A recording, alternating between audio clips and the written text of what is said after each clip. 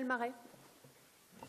Madame la maire, chers collègues, la cité éducative du Grand Bellevue Nantes-Saint-Herblain est un dispositif partenarial qui a permis de soutenir plus d'une quarantaine de projets par an depuis sa création.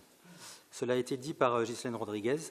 Deux nouveaux enjeux prioritaires ont été retenus dans le cadre de la Convention cadre. Améliorer les trajectoires scolaires et éducatives des 0-25 ans dans une perspective émancipatrice et accompagner les familles dans la réussite éducative de leurs enfants. S'agissant notamment des écoles primaires de Bellevue, permettez-moi un focus sur l'école maternelle Jean Zay. Lors d'un conseil d'école en novembre 2023, avait été signalée la proportion importante d'élèves allophones dans la classe de TPS, toute petite section, plus de 80% d'élèves.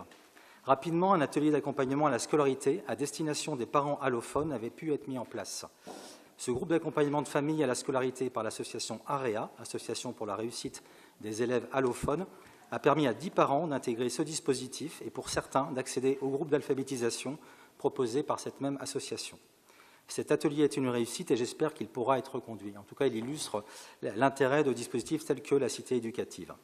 Plus généralement, je crois que les actions mises en place dans le cadre du dispositif de la cité éducative s'inscrivent pleinement dans un projet de réussite éducative et scolaire pour les enfants et les jeunes de notre ville. À ce titre, elles sont importantes pour les habitants, pour les familles, pour les écoles et pour les quartiers. Mais alors que je préparais cette intervention, j'ai entendu Madame Morancet, soutien du gouvernement Barnier, déclarer que la France était shootée à la dépense publique. Bon, je n'ai pas le sentiment, en examinant cette délibération, que les dépenses publiques décrites et proposées à notre vote soient inutiles et devraient faire l'objet de coupes sombres telles qu'annoncées par le gouvernement Barnier. Je crois que la France est plus shootée au centralisme et aux inégalités sociales et territoriales qu'aux dépenses publiques. Car une fois de plus, les 5 milliards de coupes budgétaires annoncées relèvent d'une décision qui poursuit la vassalisation des collectivités territoriales et risque de limiter encore nos capacités d'action, notamment sur le volet de l'éducation. Je vous remercie.